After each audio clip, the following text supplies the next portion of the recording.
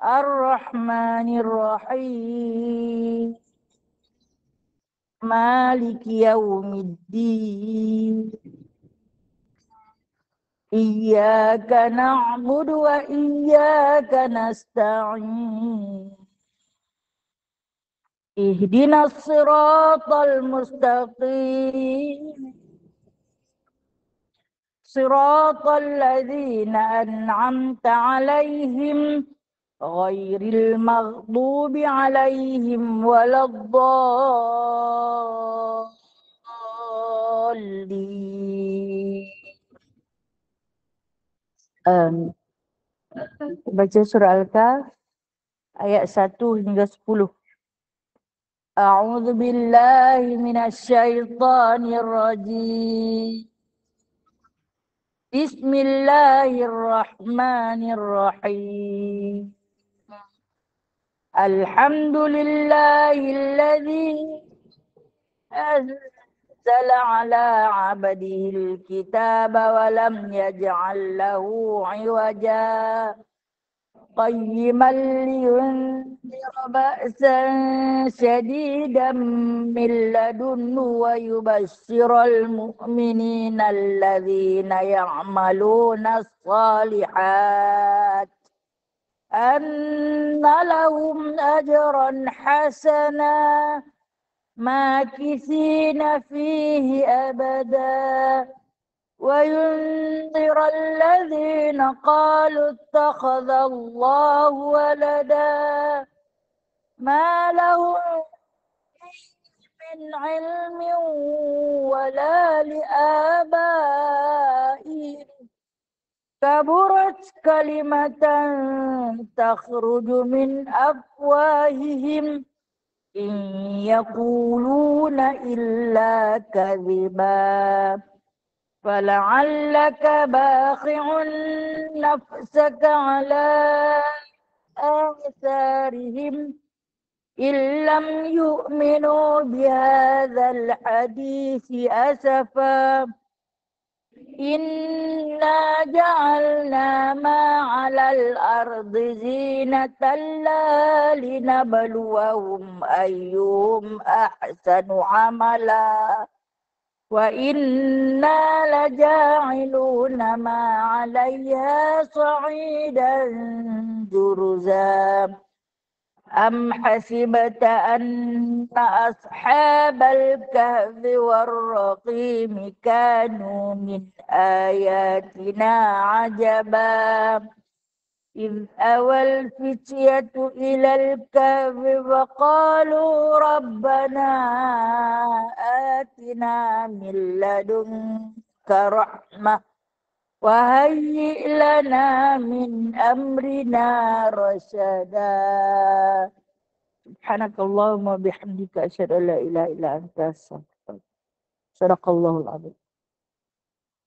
اللهم صل صلاة كاملة وسلم سلاما تاما على سيدنا محمد الذي تنحل به العقد وتنفرج به الكرب وتقضى بالحوائج وتنال بالرغائب وحسن الخواتيم ويستسقى الغمام بوجه الكريم وعلى آله وصحبه في كل لمحة ونفس بعدد كل معلوم لك برحمتك يا أرحم الراحمين. اللهم صل وسلم على نور الأنوار وسر الأسرار وترياق الأخيار عن باب اليسار سيدنا مولانا محمد المختار وآله الأطهار وأصحابه الأخيار عدد نعم الله وإفضاله اللهم صل وسلم على سيدنا محمد الفاتح لما أغلق والخاتم اللهم صل وسلم على سيدنا محمد الفاتح لما أغلق والخاتم لما سبق ناصر الحق بالحق والهادي لما سبق ناصر الحق بالحق والهادي إلى صراطك المستقيم إلى صراطك المستقيم وعلى آله وصحبه حق قدره ومقداره العظيم ومقداره العظيم. بسم الله الرحمن الرحيم. رب اشرح لي صدري ويسر لي أمري wahlul 'uqdatam min lisani yafqahu qawli. Allahumma salli ala sayyidina Muhammad wa ala ali sayyidina Muhammad. Rabbi yassir wa la tu'assir. Rabbi tamim bi khair ya karim. Subhanaka la ilma lana illa ma 'allamtana. Innaka antal alimul hakim. Innaka antas sami'ul alim. Innaka antat tawwabur rahim. Amma ba'du, ya ibadallah. Alhamdulillah. Adapun selepas puji bagi Allah, selawat dan salam ke atas junjungan besar Nabi Muhammad sallallahu alaihi wasallam. Seterusnya, pada permulaan dan akhirnya, kita rafakkan rasa syukur kepada Allah Ta'ala atas limpahan Allah kepada kita, atas jemputannya, atas rahmatnya, atas nikmatnya yang tak pernah putus diberikan kepada kita pagi ini. Kita dapat lagi kembali bersama-sama memulakan minggu baru, hari yang baru untuk menjalani kehidupan sebagai hamba Allah yang mana yang telah dilantik menjadi khalifah di muka bumi ini untuk sama-sama kita bermuzakarah ilmu pada menceritakan maksud-maksud hadis daripada pembawakan Nabi SAW melalui hadis yang mana di atas tajuk sifat neraka dan ahlinya. InsyaAllah hari ini kita sambung. Saya kata, dan Nabi Allah Daud membaca Zabur, maka berseru-serulah ia. Muka surat berapa? 55. Okey. 55, 56. Betul sama. Betul muka surat berapa? 56. Macam Kak Jamilah muka surat 56. Dia ada dua versi kan? Kak saya ni yang Kak. Ya, hijau tu 55. Hijau macam tu 55. Yang ni 56 nak? Okey, baik. Sambungan dia, dan Nabi Allah Daud membaca Zabur. Bismillahirrahmanirrahim. Dan Nabi Allah Daud membaca Zabur, maka berseru-seru Jibril. Jibril alaihi salam, ya Muhammad. Maka jawab Rasulullah Alaikumussalam, ya Jibril. Maka menangis dia, maka dilihat Nabi SAW akan Jibril itu menangis. Maka berkata Rasulullah kepadanya, hei saudaraku, jangan engkau menangis, bukan hari ini hari kedukaan, kerana hari bersuka-sukaan. Maka berkata Jibril, ya Muhammad, bukan aku menangis, bukan aku tangis atas diriku. Hanya sesungguhnya adalah umat kamu, satu kaum di dalam api neraka. Terlalu siksa mereka itu. Padahal mereka itu memberi salam akan engkau. Katanya engkau bermain-main di dalam surga dan kami sekalian di dalam api neraka. Maka Rasulullah SAW pun menangis beserta berkata, sekali-kali tiada aku ketahui mereka itu di dalam neraka. Kalau dihantarkan mahkota ke atasnya, ke atas kepalanya, dan berserulah, ya, saya tak ada kalimah. Ya Daud, betul tak? Ha? Ya Daud, ya ma'syaral anbiya, berdirilah kamu serta aku menghadap Tuhan yang mulia. Maka berdirilah mereka itu, maka datanglah ke hadapan Rasulullah SAW. Maka berkata Rasulullah SAW, tiada menaik borak kerana sekalian umatku lagi tinggal di dalam neraka. Maka berserulah Jibril. Baik, kita tengok dekat situ nah. Yang mana telah pun kita baca pada bulan yang lalu berkenaan dengan ahli neraka. Saya ulang sikit balik. Neraka ini disifatkan oleh Allah Subhanahu Wa Taala melalui satu hadis yang dibawa datang daripada Abu Hurairah radhiyallahu anhu, di ulangan hadis ulangan, dengan katanya neraka itu dibakar selama 1000 tahun. Dibakar selama 1000 tahun sampai seluruh isi dalamnya jadi merah.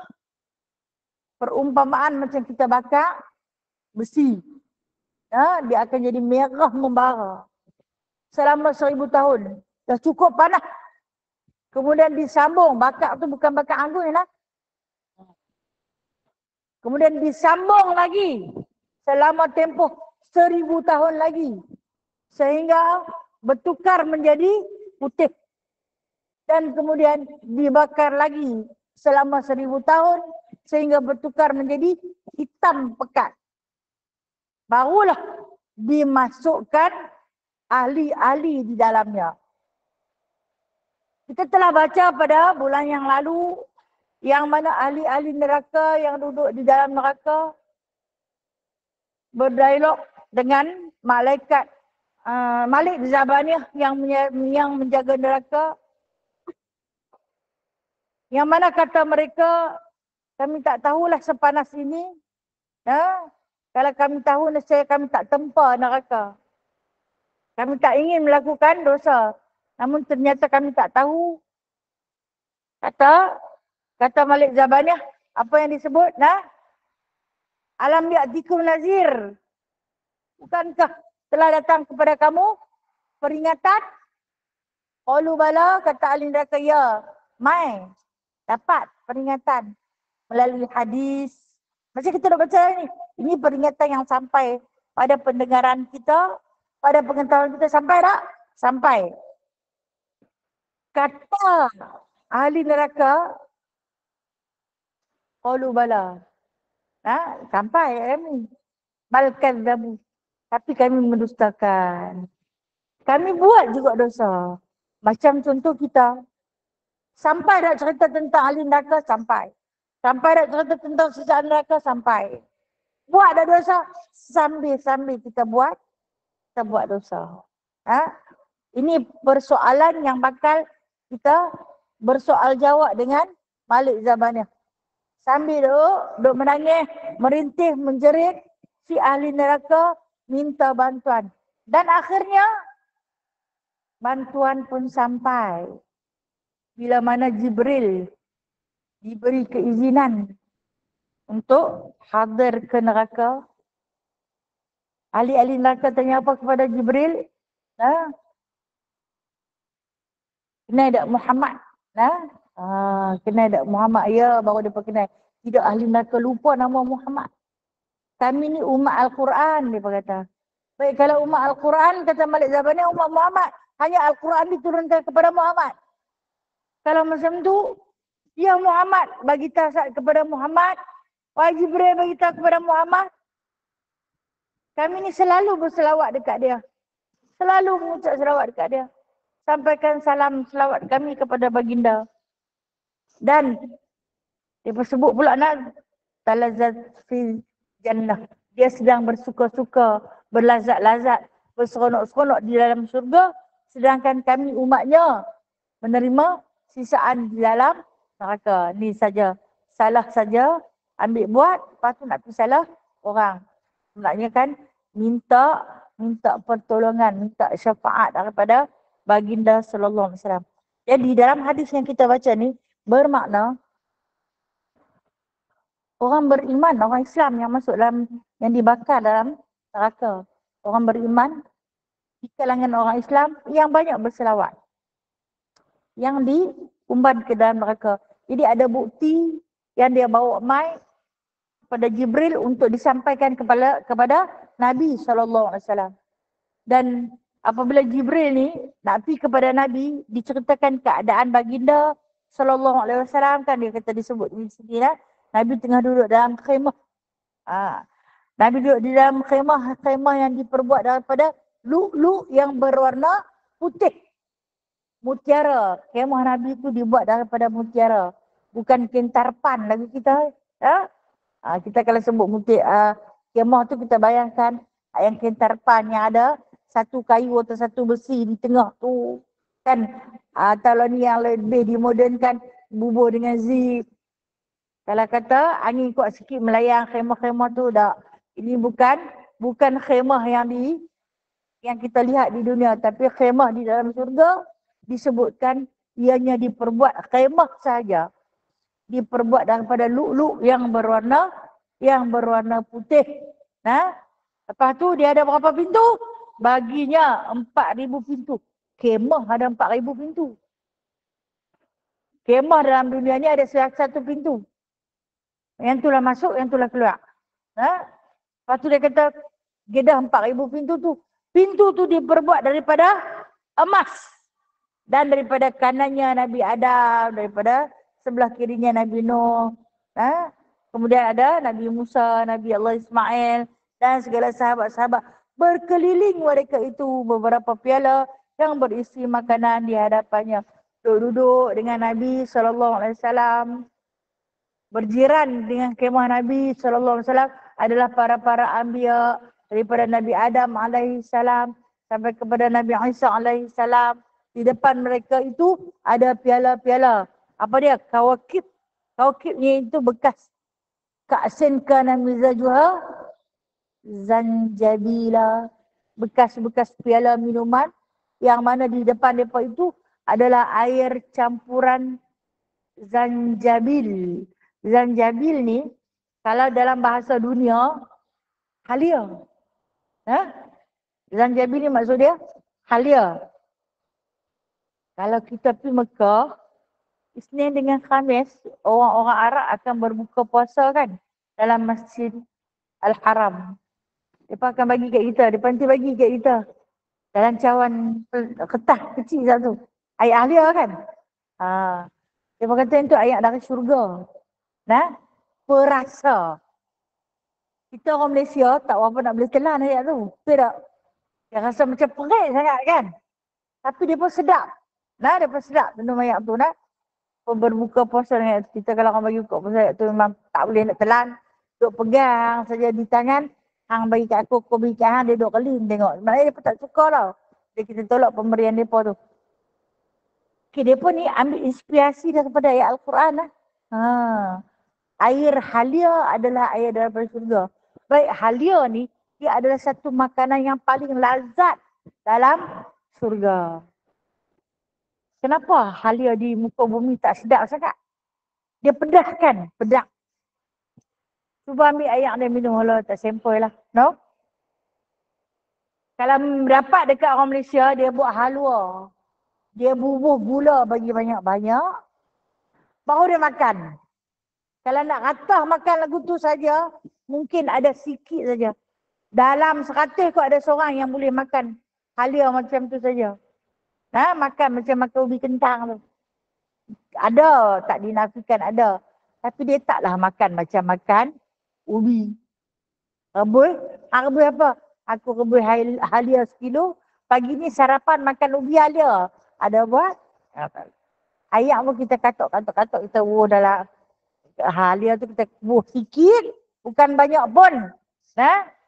Tapi ayat dalam surga. Ini Al-Quran beritahu. Dia kata, kana mizajuha zanjabila. Ainan fiha tusamma salsabila. Ayat yang ada di dalam surga tu, yang daripada campuran zanjabil itu, dinamakan salsabila. Ayat yang paling sedap. Campuran dengan halia. Paling sedap. Jadi, kita yang duk perkenal ayat halia di dunia ni, jangan pertikai. Takkan sama kesedapan surga dengan dunia. Takkan sama. Sikit pun takkan sama. Sebab itulah Rasulullah kata, kalau nak cerita dekat hampa, tak boleh nak cerita sebab telinga tak pernah dengar, mata tak pernah tengok. Perbandingan yang terlampau indah. Ini disebut dalam hadis ni. Di depan para nabi itu terdapat piala-piala yang berisi makanan di hadapannya dan minuman. Piala ni bekas. Jangan duk bayang macam piala cup. Yang orang duk dapat tu yang orang lari yang dapat piala tu. Perumpamaan, kenapa dimaksudkan dengan nama piala? Kita kalau dapat piala suka bubuh dalam almari kan. Almari perhiasan kan. Sebab yang tu berharga. Dia nak abang bekas minuman dalam surga tu lebih berharga daripada apa yang hampa duk bubuh dalam almari. Yang duduk tayang-tayang tu. Dia lebih cantik, lebih indah. Sebab tu dia tak bubuh nama gelas. Dia tak bubuh nama cawan. Dia bubuh nama piala. Martabat tinggi. Bekas minuman dalam surga itu nanti. Yang mana, kata Nabi SAW, orang tengah duduk bersedap-sedap makan minum dalam surga. Nak dihiburkan dengan satu bunyian yang teramat lunak oleh siapa? Nabi Allah Daud alaihi salam yang dijemput untuk membaca kitab Zabur. Kira tengah seronok lah. Macam kita tengah-tengah duduk sedap makan, orang main panggil. Siapa lah ni? Siapa lah ni? Tidak pun kita nak buka puasa. Kita nak buka puasa. Elok-elok duk menjamah. Suapan pertama, orang main panggil. Awaklah bodohnya makhluk ni. Takkanlah dia tak kerti. Ni bukan time bulan puasa ni, memang kau duk buka puasa. Yang nak main panggil pun, tunggu sat aku nak makan. Tu baru makan. Yang ni duduk dalam khemah, yang punya indah, yang punya sedap dijamu makan dan minuman. Di sisi teman-teman yang terpilih, yang mukhtar, yang dipilih oleh Allah, itu para anbiya, dengan layanan anak-anak bidadari. Kemudian bunyi-bunyian, Masya Allah, akan dihiburkan dengan satu suara yang diakui oleh Allah Subhanahu Wa Taala dalam Al-Quran, yang mana bila dia membaca Zabur, burung yang duk terbang pun akan berhenti ikut sama bertasbih dengan dia. Terdengar pohon-pohon yang berada di sekeliling, termasuklah rumput-rumput yang tumbuh, sekian tumbuh-tumbuhan juga akan ikut dia bertasbih. Ni Quran cerita, bukan cerita dongeng, bukan cerita bohong, bukan mitos, tapi ini kenyataan dalam Al-Quran. Dan kemudian angin yang sedang bertiup juga akan berhenti, ikut dia bertasbih. Siapa dia? Nabi Allah Daud alaihi salam. Manusia yang pertama yang dijemput di dalam surga nanti untuk mengalunkan Zabur. Masya Allah. Allahu Akbar. Dia pembawa. tengah-tengah Nabi SAW sedang asyik menjamu telinga, menjamu makan minum, yang ketika hayat baginda tak pernah makan kenyang pun. Tiba-tiba diseru oleh Jibril alaihissalam. Apa kata Jibril? Dia berseru-seru, dia kata berseru Jibril alaihissalam dengan satu seruan, Assalamualaikum ya Muhammad. Dia pergi dekat Nabi dengan penuh hormat, bagi salam dulu. Nabi sedang bersedap-sedap. Talazzat fil jannah. Sedang berlazat-lazat di dalam surga. Kemudian Nabi jawab, Waalaikumsalam ya Jibril. Lepas Nabi jawab salam dia tu, dia menangis terus. Siapa yang menangis? Jibril menangis. Jibril menangis. Nabi rasa heran, hari ini bukan hari berduka. Hari ini bukan hari tangisan. Bila dia tengok Jibril menangis. Sebab apa? Beberapa kali yang Nabi jumpa Jibril menangis di dunia. Di antaranya ketika Nabi pulang daripada, ataupun Nabi masih lagi berada di Taif. Nabi dekat-dekat nak pulang, nak balik. Bila Nabi luka parah, Jibril menangis. Kemudian, yang keduanya, Jibril menangis ketika melihat Nabi SAW ikat perut dia dengan 2 batu di pinggang kerana menahan kelaparan. Persediaan dalam peperangan Khandaq. Jibril menangis. Kali ketiga, Jibril alaihissalam menangis. Nabi SAW dipukul, dilukai, dicederai ketika dalam peperangan Uhud. Itu kali ketiga. Dan kali keempat, malaikat Jibril menangis ketika mana Nabi dalam sakaratul maut. 4 kali Jibril menangis. Ketika mana dalam sakarat, sakit yang amat sangat, Jibril turun menghadap dengan Rasulullah. Jibril tanya kepada Rasulullah, mau tak aku nak minta kepada Allah? Nak bagi hang hidup selama-lamanya tak mati. Nabi kata aku tak mau, Nabi kata. Nabi nak berehat daripada perjuangan tersebut. Dan kali ni, sekali lagi, Nabi SAW menatap satu pandangan yang mengharukan bila mana Jibril bertemu dengan Rasulullah. Selepas memberi salam, dia menangis semahu-mahunya. Lalu berkata Nabi, hai saudaraku, dia tanya, wahai saudaraku Jibril, kenapa engkau menangis? Bukankah hari ini hari bersuka-sukaan? Bukan hari berduka-dukaan. Hari ini bukan hari sedih. Kalau hang tengok aku tengah dalam seronok, tengah dalam kebahagiaan. Pasal apa hari ini hang menangis? Lalu berkata Jibril, ya Muhammad, bukan aku tangis atas diriku. Aku bukan menangis ke atas diri aku. Aku bukan menangis atas dirimu. Dan sesungguhnya adalah umatmu satu kaum di dalam api neraka. Rupa-rupanya kata Jibril, ada satu kaum di kalangan umatmu sedang dalam siksaan api neraka. Siksaan yang amat-amat sangat. Aku ke sana. Okey, dalam cerita hadis yang kita baca telah lalu, ingat tak pasal apa dia pergi ke neraka? Dia bawa satu puak. Dia bawa satu kaum. Yang mana yang dikatakan cubalah bagi ahli syurga ni celup sak saja, celup angkat naik. Celup saja angkat naik. Nescaya dia akan lupa segala nikmat. Dia akan ingat sakit tu saja. Abang bagi punya seksanya neraka ni, celup angkat naik je. Bukan pergi bubuh, bukan pergi humban, bukan dibakar. Tapi celup angkat naik. Nescaya manusia itu akan lupa tentang kenikmatan syurga. Lupa terus. Punya sakit, baru pergi celup. Bukan pergi bakar. Jibril ni cuba bawa satu. Celup angkat. Nama pun celup. Bukan rendam. Angkat-angkat tanya macam mana. Dia kata seksa sungguh. Dia lupa terus tentang nikmat syurga. Lupa, terlupa. Punya sakit. Jadi ketika itulah dia bertemu dengan ada sekumpulan daripada umat Nabi Muhammad sallallahu alaihi wasallam yang sedang disiksa. Oh, dan salam dekat Rasulullah. Rasulullah sedang bersedap-sedap. Kami di dalam neraka ni sedang sakit mengenanggung azab siksaan.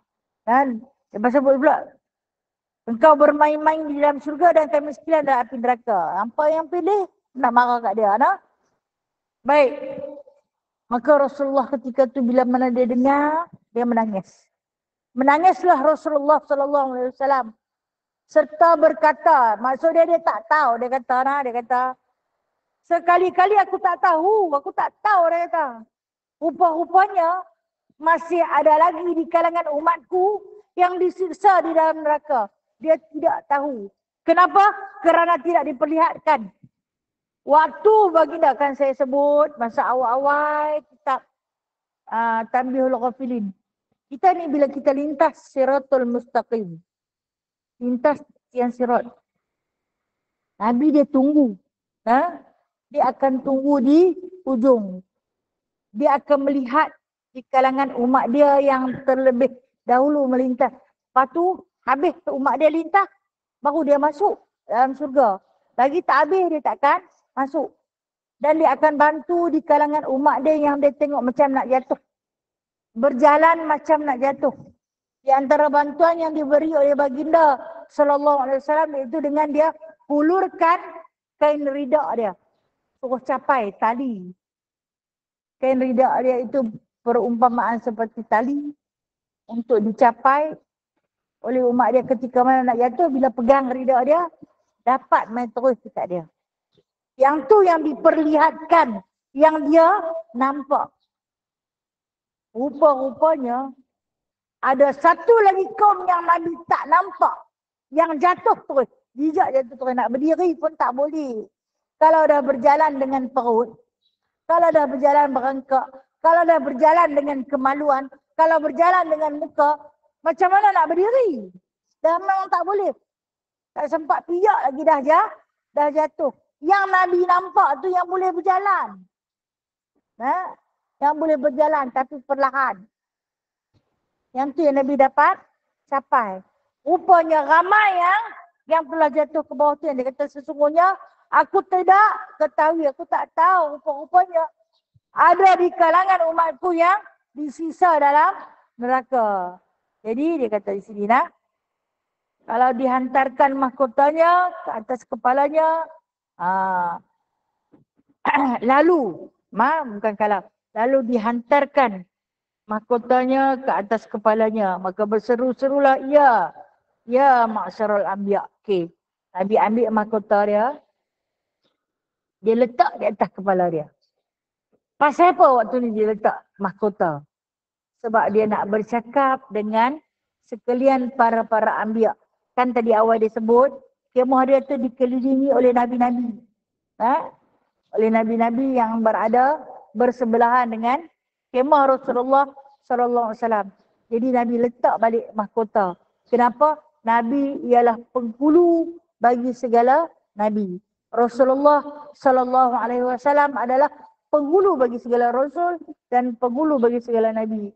Dia letak mahkota dia melambangkan tanda dia Sayyidi ya Maulaya. Makna dia adalah ketua penghulu bagi segala-galanya. Jadi nak terima arahan daripada ketua lah. Dia pun letak mahkota di atas kepala dia. Lalu berserulah dia. Siapa dia? Rasulullah berseru. Ya ma'syarul anbiya.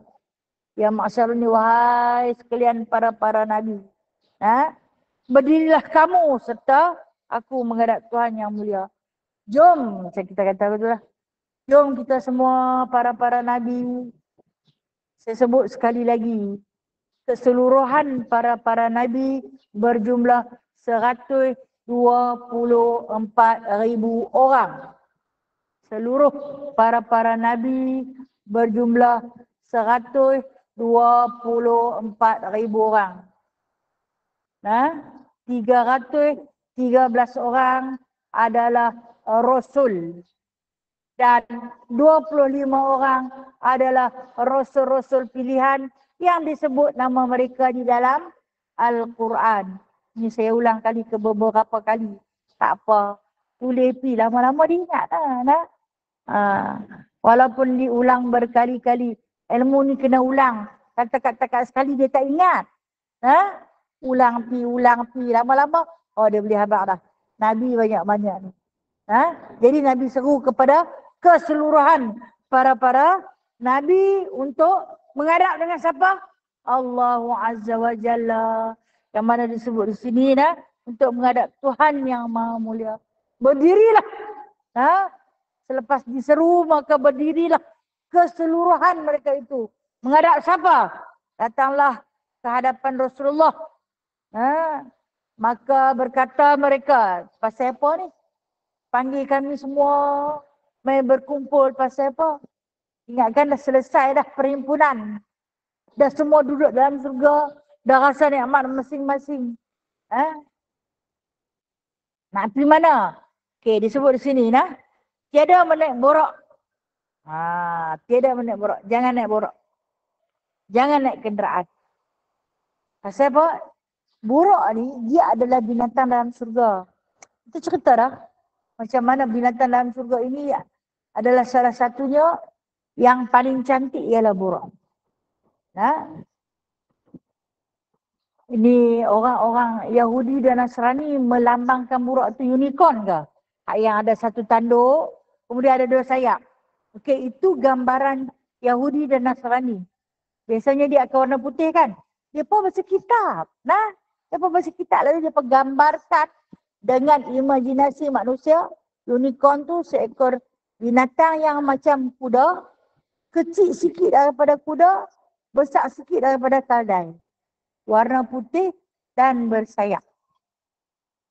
Memang cantik.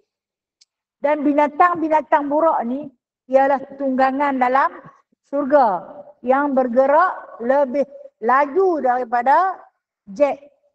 Laju. Seperti kilat.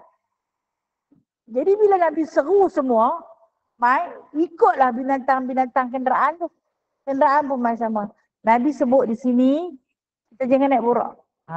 Kita jangan naik borak. Siapa jangan naik? Sebab apa? Kita dah bersedap lama di dalam surga. Nak ke mana ni? Sekalian umatku lagi tinggal dalam neraka dia habaq. Ni kita minta permohonan, minta tolong kepada Allah Azza wa Jalla. Ceritakan kepada Allah Azza wa Jalla, ada di kalangan umatku masih lagi dalam neraka. Minta tolong pada Allah lah agar dilepaskan. Kemudian maka berserulah Jibril, ya ahlul jannah, berdirilah kamu serta Muhammad sallallahu alaihi wasallam. Jadi Rasulullah panggil para nabi saja. Rasulullah tak panggil ahli surga. Disebutkan surga ada 8. 1 dihuni oleh Nabi dan para Rasul yang lain. 1 duduk Rasulullah dan para anbiya dan Rasul-Rasul yang lain. Rasulullah sallallahu alaihi wasallam duduk dengan siapa lagi?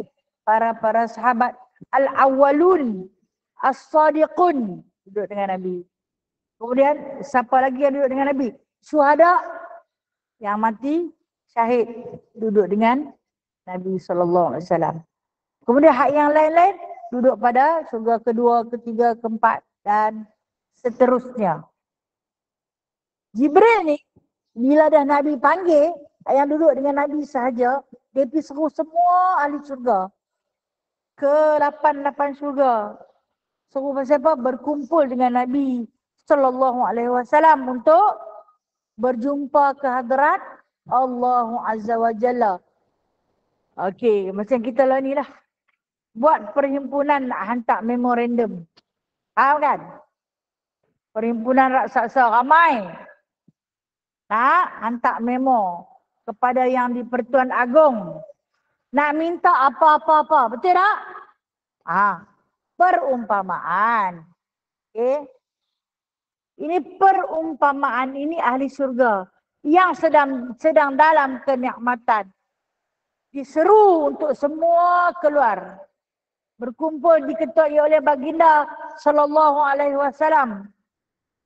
Bertemu dengan hadrat Allah Azza wa Jalla. Maka berjalanlah mereka itu. Berjalanlah mereka itu. Serta dengan Nabi SAW. Ikut Nabi jadi ketua. Berjalan ke mana? Ke hadrat Allah. Ini tak boleh nak bayang. Boleh baca hadis ni. Tapi tak boleh nak bayang. No, tak erti. Dan sujudlah Rasulullah SAW kepada Allah Ta'ala dengan satu sujud. Biasanya kita sujud pada Allah 2 kali kan. Setiap satu rakaat kita ada 2 kali sujud. No? Tapi sujud ini adalah sujud 1 kali. Maknanya dia tak bangkit. Dia tak panggung-panggung. Sujud yang tak angkat langsung kepala dia. Itu yang dikatakan sekali sujud. Maka bila tengok Nabi SAW sujud, para anbiya, para rasul lain ikut sama sujud. Dan kemudian diikuti oleh seluruh ahlul jannah. Penghuni-penghuni surga lain pun ikut sama sujud. Nah, ikut sama sujud ke hadrat Allah Ta'ala. Dah sujud. Ya Muhammad, firman Allah Subhanahu wa Ta'ala. Wahai Muhammad, irfa' ra'sak.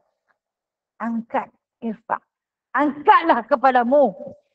Minta olehmu kepadaku, nescaya aku beri. Dan memberi syafa'alah akan umatmu. Itu dia lah. Allah ni dia tak tanya, hamba siapa main-main sujud terus. Allah yang maha mengetahui. Kita Rasulullah tu bersujud dalam keadaan menangis. Baik. Kita tengok di sini hikmah. Kenapa Nabi pergi sujud, awak Nabi tak pergi rokok, awak Nabi tak pergi duduk antara 2 sujud, awak Nabi tak pergi qiyam, awak Nabi tak pergi yang tidal. Kenapa Nabi pergi sujud? Kerana permintaan di dalam sujud adalah permintaan hamba yang paling tawaduk dan paling dikasihani oleh Allah Azza wa Jalla. Perumpamaan dia. Bila kita minta pada Allah, mintalah dalam sujud. Kerana permintaan dalam sujud adalah permintaan seorang hamba yang paling tawaduk, paling merendah diri. Minta dalam keadaan tersembam wajahnya ke bumi. Memohon pertolongan daripada Allah dengan sebenar-benar pertolongan. Sebab tu bila kita tanya, doa ni nak baca waktu bila? Bacalah pada sujud yang akhir. Kan? Selalunya para asatizah akan memberi fatwa, bacalah pada sujud yang akhir. Pada sujud yang akhir, mintalah apa-apa doa. Sebab orang yang dalam keadaan sujud, dialah yang paling dekat dengan Allah. Seolah-olah dia berbisik terus pada Allah. Aku nak ni, aku nak ni, aku minta lindung daripada ni, aku sakit, aku ni, aku ni, aku ni, aku minta. Macam kita duk berbisik terus dengan Allah. Itu permohonan ketika sujud. Sebab tu sampai di dalam surga pun Nabi sampai-sampai ke hadrat Allah. Kenapa saya tak sebut hadapan? Kenapa saya sebut hadrat? Sebab Allah Ta'ala itu tidak berjihad. Tak ada depan, tak ada belakang, tak ada tepi, tak ada tengah. Jadi yang selayaknya kita sebut hadrat. Hadrat ni maksudnya kita tak tahu. Duduk di depan ke? Allah Ta'ala tak ada depan lah. Duduk di belakang ke? Dia tak ada belakang. Duduk di tepi kiri kanan. Dia tak ada kiri kanan. Habis tu dia apa? Laisa kamitslihi syai'. Tak ada benda yang boleh nak serupa dengan dia. Jadi sebab tu kita sebut hadrat. Tu kena faham. Bila dia sampai ke hadrat Allah, dia terus sujud. Minta.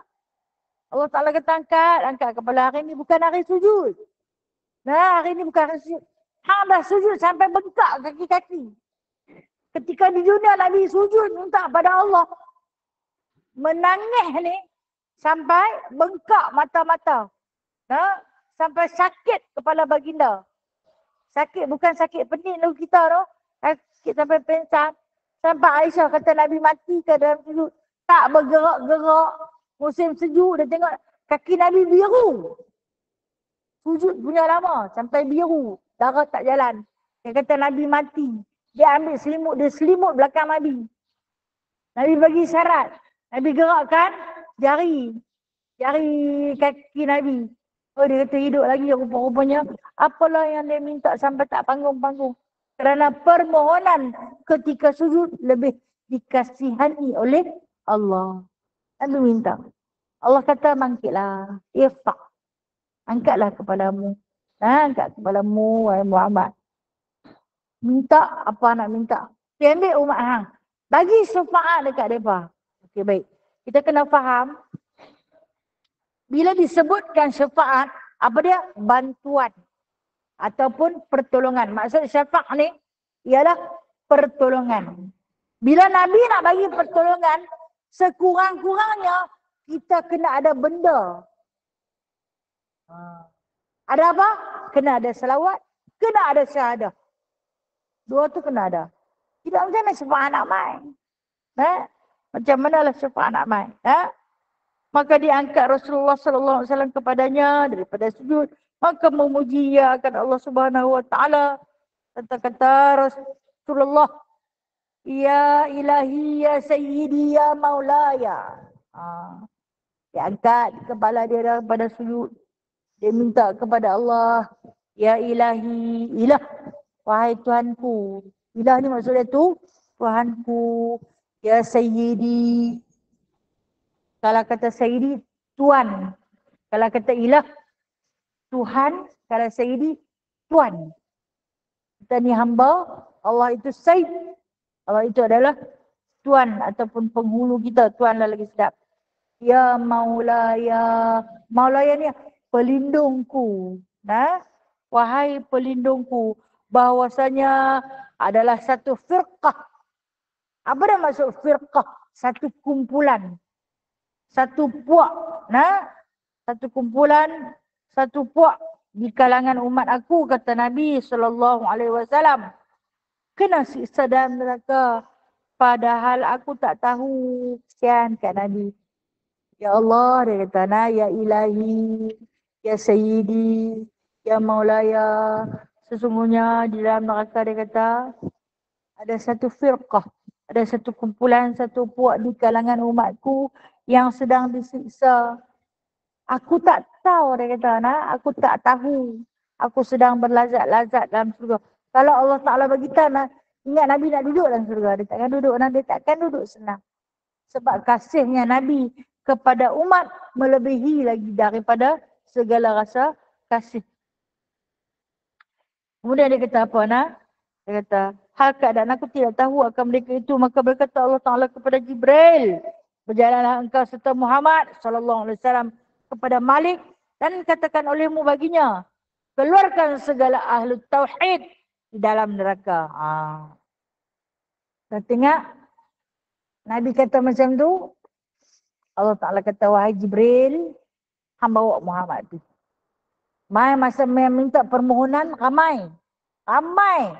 Seluruh ahli syurga, seluruh para anbiya dan juga mursalin menghadap dengan Allah Subhanahu wa taala, tapi untuk ke neraka Nabi seorang dia boleh pergi. Nabi sallallahu alaihi wasallam seorang dia boleh pergi. Orang lain semua tak boleh pergi. Kenapa? Neraka terlalu panas. Abu Hurairah menceritakan neraka itu lepas dia dibakar 3,000 tahun. Kan tadi saya sebut 1,000 jadi merah. 1,000 tahun jadi putih. 1,000 tahun lagi dia jadi hitam. Selama tempoh 3,000 tahun itu kepanasan dia, kata Rasulullah, 1/70 api dunia. 70 kali ganda lebih panas daripada api dunia. Kalaulah Allah Ta'ala tak basuh dia, 70 kali basuhan, nescaya api yang ada kat kita tak boleh bagi manfaat. Pasal apa tak boleh bagi manfaat? Dia akan menghanguskan. Hari ni api bagi manfaat. Salah satu dia bagi masak. Dia jadi teman kita. Yang duk musim di atas ni pun api juga ni. Orang tua-tua dulu panggil api. Betul tak? Api banyak beli api. Dia yang guna api. Orang elektrik jadi panggil api kan. Itu pun api juga tu. Tapi dia nak abad. Nisbah dia 1/70. Kalaulah kata Allah tidak dibasuh, maka dia tak ada manfaat pada manusia. melainkan mudarat semata-mata. Jadi dia dibasuh. Dengan sebab tu bila mana nak pergi ambil firqah kumpulan umat Muhammad di dalam neraka, Allah Ta'ala tak bagi para anbiya dan mursalin lain pi. Tak bagi ahli-ahli syurga yang lain pi. Hanya Muhammad je boleh pi. Kenapa? Kerana neraka malu. Neraka malu kepada Nabi SAW. Bayangkan neraka pun malu dekat dia. Malu nak membakar. Jadi dia suruhlah Jibril alaihi salam pergi teman Rasulullah SAW. Teman ni, teman ke mana? Teman ke... Pasal apa Jibril itu?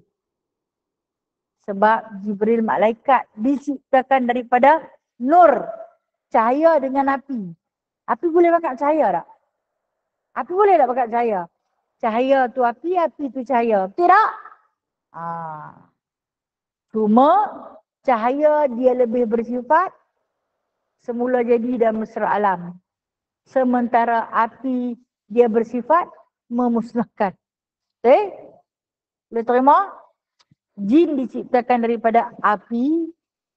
Jin syaitan diciptakan daripada api. Malaikat diciptakan daripada cahaya. Apa beza cahaya dengan api? Kalau ada api ada cahaya lah. Tidak. Tapi kalau ada cahaya, berguna ada api. Perumpamaannya seperti kita kata bersuluh. Sudah terang lagi bersuluh. Padamlah lampu tu. Pasal dah terang. Kerana ada cahaya. Ada guna lah api. Api dah tak ada guna. Itu perumpamaan. Jadi kenapa malaikat Jibril boleh masuk ke dalam neraka? Sebab api neraka tak boleh memberi bekas ke atas diri dia. Kerana api tak boleh bakar cahaya. No? Faham kan? Jadi sebab tu Allah Ta'ala suruh Jibril saja yang menemani Rasulullah Sallallahu Alaihi Wasallam. Pergi cari siapa? Dia kata, pergi cari ahli tauhid. Masya Allah. Ahli tauhid ni siapa? Orang yang mengesahkan Nabi. Jangan hak yang ahli syirik. Yang mana dalam hati dia yang pernah ketika hayat dia buat syirik, jangan berpulang lagi. Pergi ambil ahli tauhid. Ahli tauhid ni dia tak pernah buat syirik. Dia selalu mentauhidkan Allah Subhanahu Wa Taala. Tetapi malangnya dalam tempoh masa yang sama dia buat dosa. Bila baca hadis ni bimbang. Kita di samping kita buat ketaatan ibadah kepada Allah Ta'ala, dalam masa yang sama kita juga buat dosa. Tidak akan masuk ke surga selagi masih ada dosa. Dilemparkan dulu ke dalam neraka. Dihisap sampai selesai habis, barulah boleh pergi ambil. Barulah nak bicara ahli tauhid. Yang mana di kalangan mereka itu selalu berselawat ke atasmu. Itu selalu berselawat ke atas Nabi SAW. Saya kata bila saya baca hadis ni, saya rujuk pada diri saya sendiri. Selalu berselawat ke atas Nabi. Selalu mentauhidkan Allah. Sentiasa berjaga-jaga agar tidak melakukan kesyirikan. Tapi kenapa ke neraka? Karena kita juga melakukan dosa. Dosa yang tak terampun. Allah. Jadi kata Allah hampir ambil ahli tauhid. Ambil ahli tauhid. Dan yang mana di lidah mereka itu adanya selawat ke atasmu. Barulah boleh pergi ikuti. Maka datanglah Rasulullah SAW kepada Malik. Berkata, ya hai Malik, tiadakah engkau malu kepada aku menyiksakan umatku di dalam neraka? Maka sembah Malik, serta malunya aku. Dia kata, aku pun malu. Tetapi aku disuruh oleh Tuhanku dengan demikian. Maka menyuruh Nabi Allah akan Malik mengeluarkan umatku. Maka berkata, iya, duduklah engkau pada tempatmu. Maka bahawasanya engkau tiada kuasa melihat. Kerana mereka itu di dalam neraka. Tak malu ke Malik? Kalau sesa siapa? Itu yang aku pernah baca. Nabi boleh tanya soalan macam tu. Hang tak malukah hang sedang menyiksa di kalangan umatku yang mana hidup mereka sentiasa berselawat ke atasku, sentiasa mentauhidkan kalimah la ilaha illallah. Hang tak malukah? Kata Malik Zabani, aku nak malu apa? Bukannya aku saja nak buat. Aku disuruh, aku diperintah oleh Tuanku. Setelah ni amuk keluar mereka. Cari mereka. Nabi tak masuk lagi masa tu. Diambil, keluarkan mereka di kalangan ahli tauhid. Di kalangan ahli salat. Amuk keluar mereka. Kata apa? Kata Malik Zabania, wahai Muhammad, aku boleh bawa pula. Tapi hang jangan bergerak, hang duduk kat sini. Hang jangan pergi mana-mana. Hang duduk di sini. Hang tak mungkin sanggup tengok pengurusan yang sedang dilalui oleh mereka di dalam neraka. Kita tengok apa kata Nabi. Maka berkata Nabi SAW, tak dapat tiada aku melihat dia apa yang telah diperbuat oleh api akan mereka itu. Tak dapat tiada, maksud dia macam ni. Tak dapat tiada ni, la Buddha. Wajib aku pergi tengok. Dia nak ikut juga. Nah, Malik Zabana kata jangan ikut. Jangan ikut aku. Tak boleh dia kata aku nak pergi. Tak dapat tidak, aku nak kena pergi juga. Macam itulah. Tak dapat tidak. Tak dapat tidak. Kalau kata dalam bahasa lama dia panggil la Buddha. Aku nak pergi juga. Wajib aku nak pergi tengok. Pasal apa? Aku tak tahu dia berkenal macam mana. Nak pergi juga tengok. Maka memanjangkan sayap Jibril. Maka masuklah Nabi SAW ke dalamnya. Jibril pun menghamparkan sayap dia. Jibril kata, hang naik di atas sayap aku ni. Hang berjalan terus ke mulut neraka Jahanam. Panjang. Sampai mana? Sampai ke mulut neraka Jahanam. Apabila sampai Nabi SAW ke neraka Jahanam, maka berkatalah neraka baginya. Di jalan dikatakan Nabi berjalan ni sampai ke mulut neraka Jahanam. Neraka Jahanam melihat ada satu nur. Ada satu cahaya yang berjalan dekat. Makin dekat. Api dia yang sedang bernyala-nyala tu makin sejuk bila kena nur Muhammad SAW.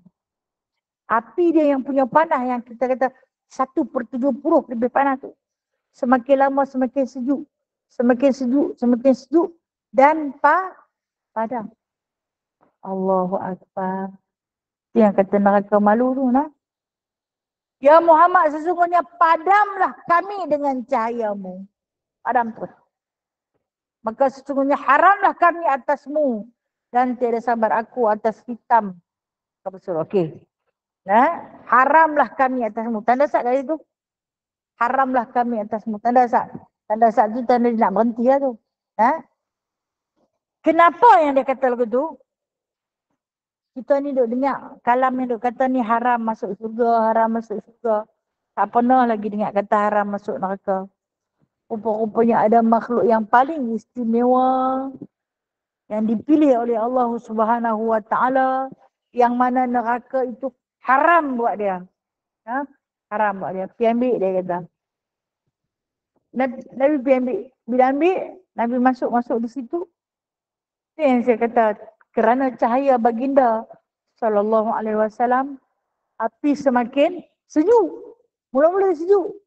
Nabi baru duduk berjalan menyusuri sayap Jibril alaihi salam. Dia semakin sejuk. Dan akhirnya, bila Nabi betul-betul ada di atas mulut neraka Jahanam, padam serta-merta. Kenapa padam? Nabi kan nak tengok hal ehwal. Bagaimana keadaan umat dia yang disiksa. Tapi Nabi tak nampak dengan sebab api padam. Jadi hitam gelap pekat. Kenapa api padam? Kerana kata Malik Zabania, haram kami atas.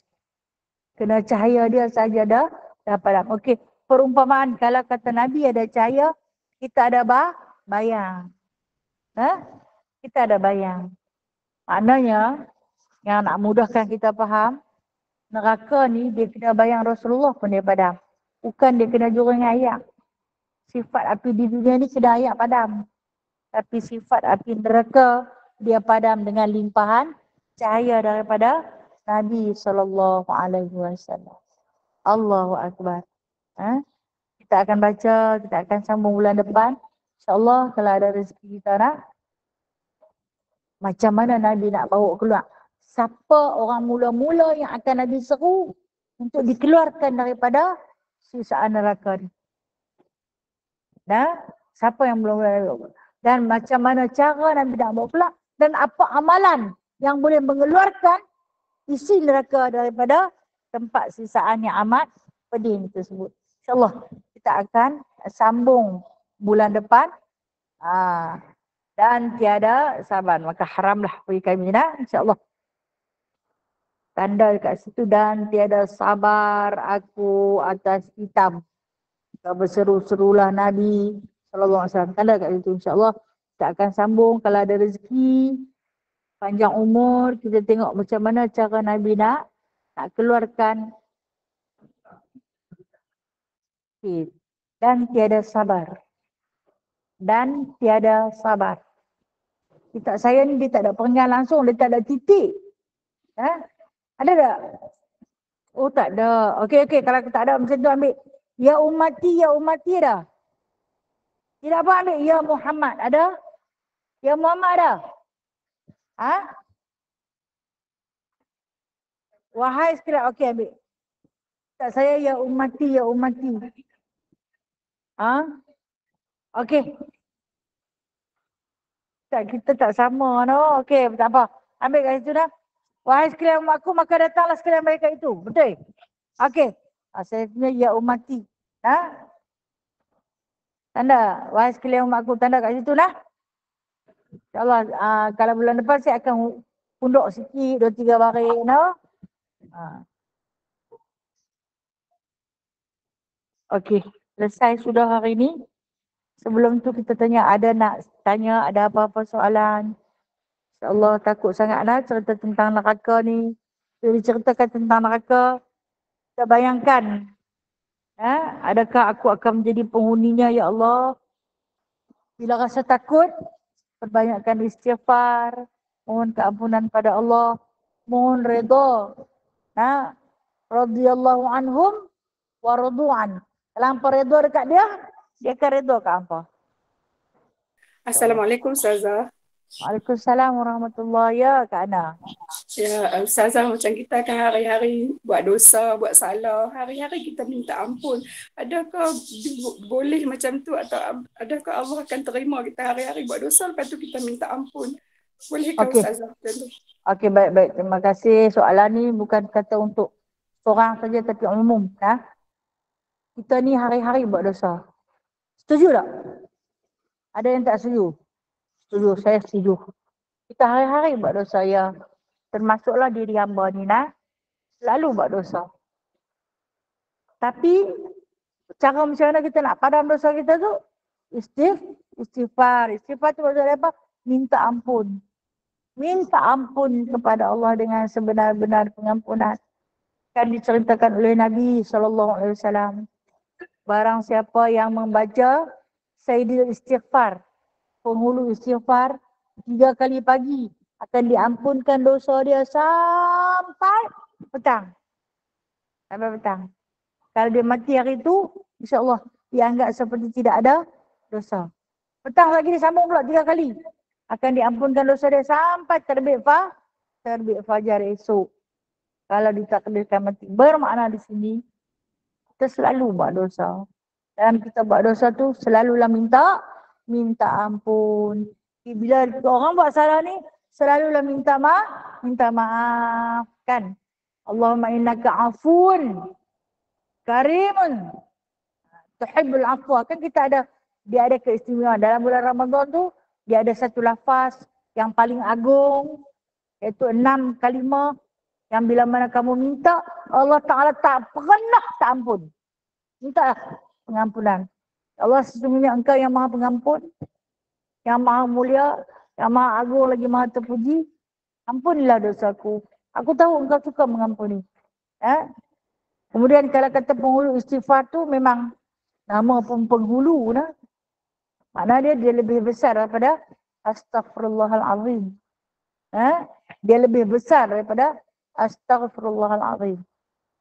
Apa dia? Allahumma anta rabbi la ilaha illa anta khalaqatani wa ana abduka wa ana ala ahadika wa wa'dika mastata'tu a'udzu bika min syarri ma sana'tu abu'u laka bi ni'matika alayya wa abu'u bi dhanbi faghfirli.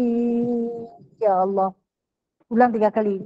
Faghfirli ya Ghafur, faghfirli ya Rahman ya Rahim, innahu la yaghfiru dzunuba illa anta. Yang faghfirli itu ulang 3 kali. Baca waktu bila paling terbaik waktu bila tadi saya sebut sujud yang terakhir. Paling terbaik pada sujud yang akhir, bacalah penghulu bagi segala istighfar. Perumpamaan macam kita bisik pada Allah, ini banyaknya dosa ya Allah. Banyak dosa sebanyak buih di lautan.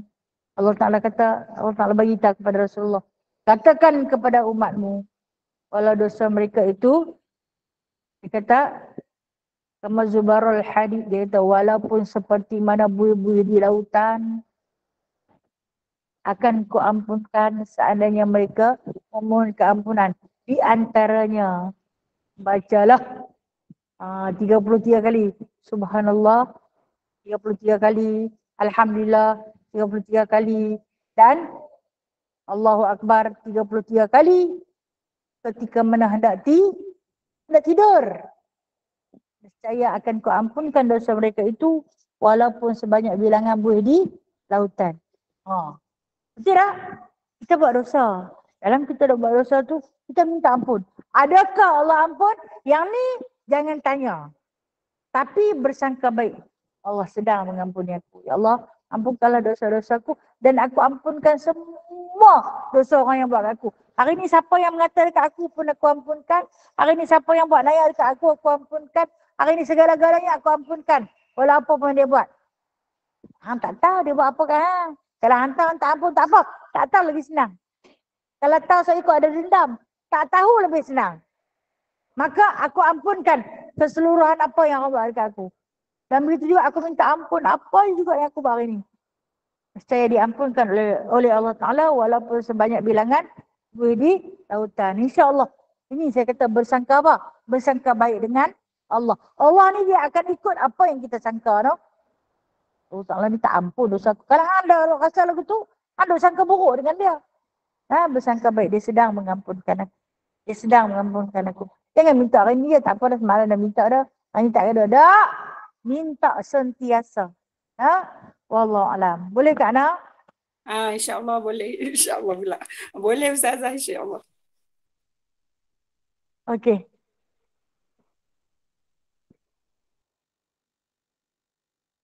Apa nak? Ya, silakan.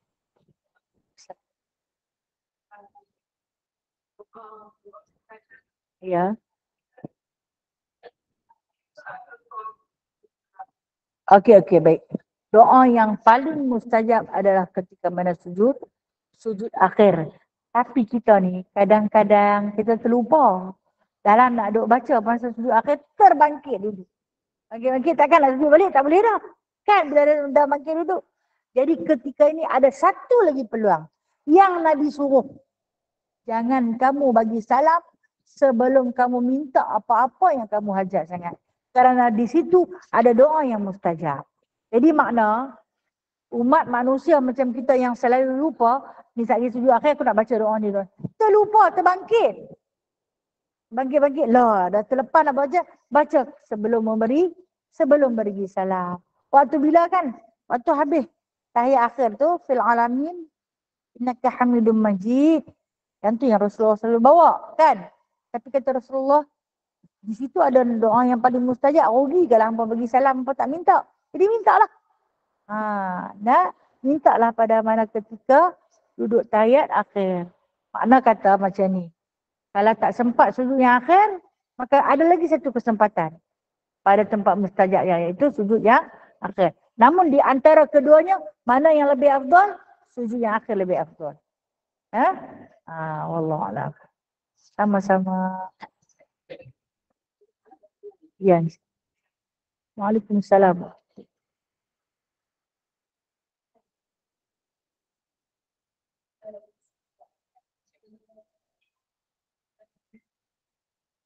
Apa dia? Okey, kita nak selawat ke atas Nabi sallallahu alaihi wasallam.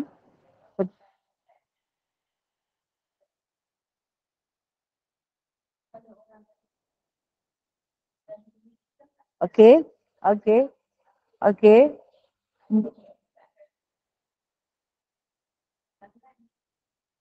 Okey.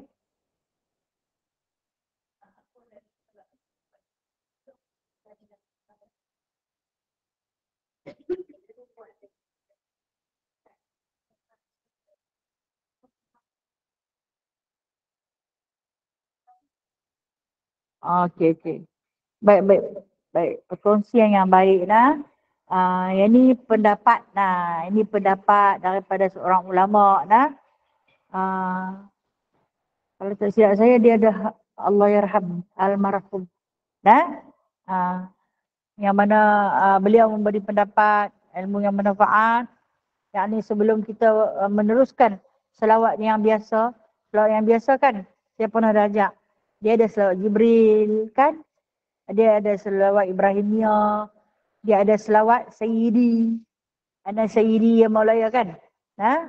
Jadi antara selawat yang Nabi bagi, okey, 3 selawat yang terus Nabi bagi, hak lain tu dicipta oleh para ulama, wali-wali Allah, sahabat-sahabat Rasulullah. Hak yang Nabi bagi 3 saja. Pertama Ibrahimiyah. Seorang sahabat ni berjumpa Rasulullah, tanya Rasulullah, selawat apakah yang paling terbaik? Nabi terus baca selawat Ibrahimiyah, yang kita selalu baca dalam tahiyat akhir. Nabi letak terus dalam tahiyat akhir. Kemudian mai pula sahabat lain, hari yang lain, mungkin bulan yang lain, jumpa dengan Rasulullah, ya Rasulullah, selawat apa yang paling terbaik? Nabi bagi selawat. Selawat ni dia kata kalau hampa berselawat, hampa minta lah apa pun akan dapat capai. Kalau hampa lapang, hampa selawat lah.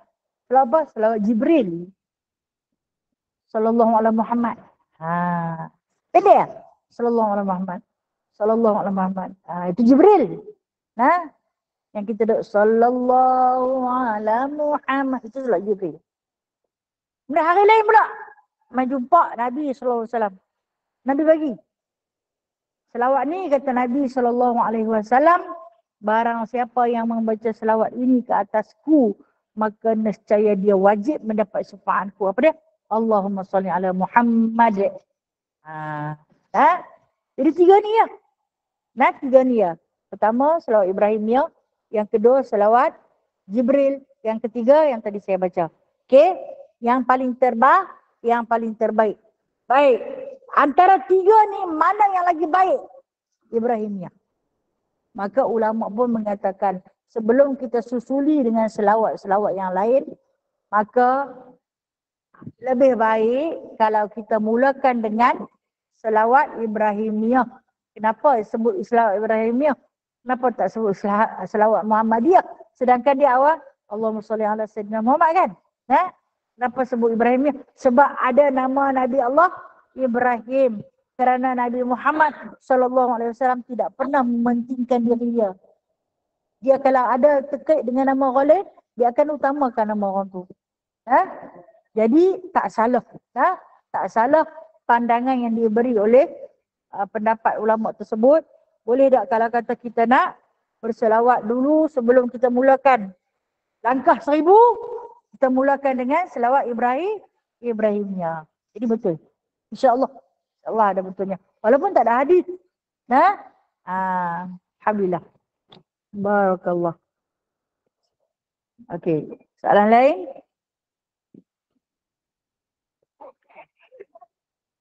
Okay, tak ada apa, saya sudah lunas.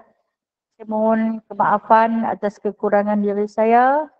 Yang baik itu datang daripada Allah, yang lemah dan kurang adalah daripada diri saya sendiri. A'udzubillahi minasyaitonirrajim.